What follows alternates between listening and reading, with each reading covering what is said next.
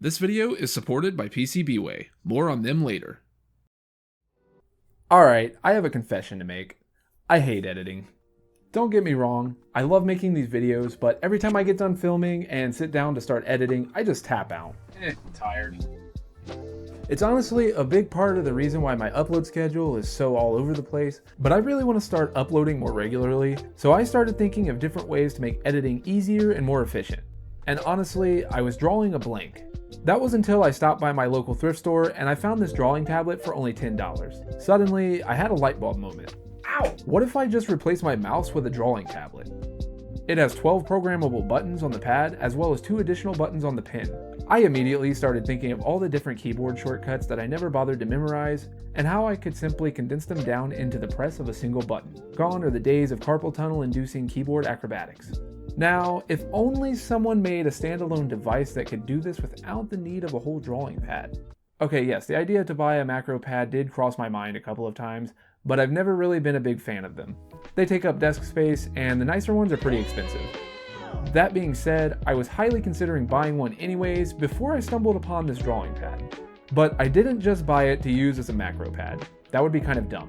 Despite being called a drawing tablet, these things can be used for a lot more than just drawing. And trust me, I won't be using this thing to draw. I plan on using it as a high precision pointing device for editing. Unlike the way a traditional mouse works, which is by mindlessly moving the pointer around the screen based on how far you move it, the drawing pad works by moving the pointer relative to the screen.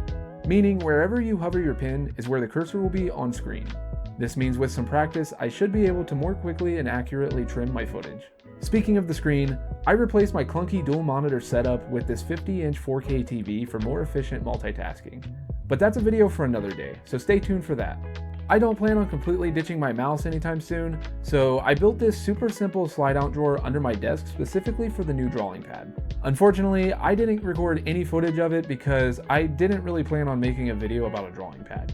Which, if you read the title and saw the thumbnail, you already know the subject of today's video has nothing to do with a drawing pad or a TV. I just wanted to give a little bit of backstory before I showed you this. This is basically a glorified scroll wheel. One of the biggest issues I was having while getting used to the drawing pad setup was that without a scroll wheel, there really isn't any convenient way to scroll other than going all the way out of my way just to move the scroll bar. This is definitely a deal breaker.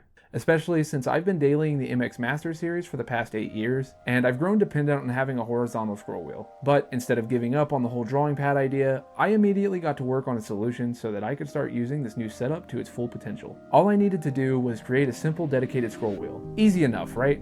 I'll just use a cheapo rotary encoder connected to an Arduino and write a simple program using the built-in Arduino mouse library. Just one issue. I didn't have any more Arduinos that support USB HID emulation, and I wanted to try and do this project only using stuff that I had on hand. However, I have a ton of these Raspberry Pi Pico clones that should work perfectly. So I got to work in Fusion, eventually settling on this design with 2 side buttons to act as additional macros.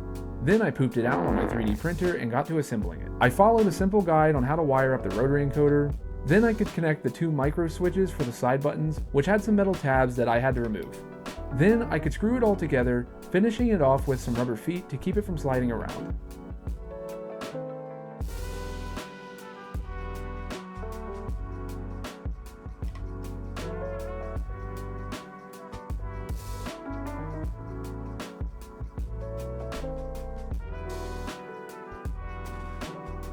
Finally, I started working on the firmware in the Arduino IDE. This is when the decision to use a Pi Pico instead of just buying an Arduino came back to bite me. Ow, what the hell was that? Sam! Once I finally got everything working, I immediately ran into a huge issue. There was some signal noise affecting my rotary encoder's input, causing this really jittery and unpredictable scroll. I researched and troubleshooted for hours, but as it turns out, this is actually pretty common. I'm not an expert, so take what I say with a grain of salt, but from what I understand, the workaround for this issue is to implement pin interrupts into your code in order to combat the input ghosting. The alternative is to use a pre-made rotary encoder library, but after another couple of hours of not being able to get that working on the Pico, I decided to just give up and buy a compatible Arduino to save myself from any more hassle. In fact, I ordered a 3-pack of these Arduino micro clones with USB-C for $18. While I was waiting for Amazon to ship my new development boards, I started to notice some things I didn't like about the current design. Mainly, it just didn't feel good to use. It's way too cramped and the side buttons are too hard to press. So I went back to the drawing board. No, not that drawing board. I ended up coming up with a whole new design, which has the knob angled with a cutout to be able to use it with one finger. It also now includes 3 buttons that I plan on using specifically for clip trimming. Real quick, I just want to give a huge thank you to PCBWay for supporting the video. PCBWay offers tons of useful services for hobbyists like you and me. Services such as PCB prototyping, PCB assembly, CNC machining, sheet metal fabrication, 3D printing, and more. I've used PCBWay services in the past, such as when my printer wasn't big enough to fit my custom Guitar Hero controller. Thankfully, PCBWay was able to help by offering their large format 3D printing service. In addition to standard FDM printing, they also offer MJF, SLA, SLS, resin, and SLM printing services. All I had to do was upload the parts, select the material, answer a few questions, then submit the order. And in less than 2 weeks, the final product was in my hands. So if you ever need help bringing your ideas to life, why not check out PCBWay linked in the description down below. And now, back to the video. Unfortunately, I wasn't able to design this in a way that would be easily printable using an FDM printer, so it ended up looking terrible after removing the supports. Ugh, this looks like shit. I'm buying a resin printer. I've been putting this off for a long time, mostly due to the amount of post-processing required when printing in resin.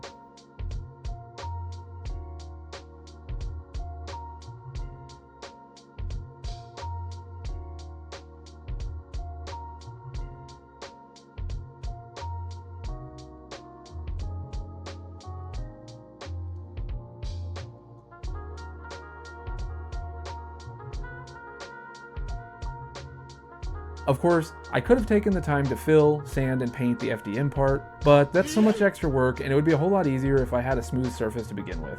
And if it isn't obvious by now, I like to make tasks as simple as possible. Assembly was basically the same as before, with the addition of an extra switch, and of course using the Arduino Micro in place of the Pico.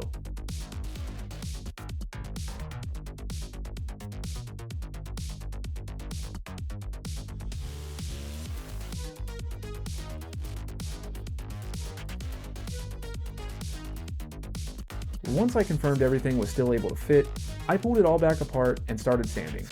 Then it was time to start painting. Oh, that's right, I live in Ohio. 3 days later.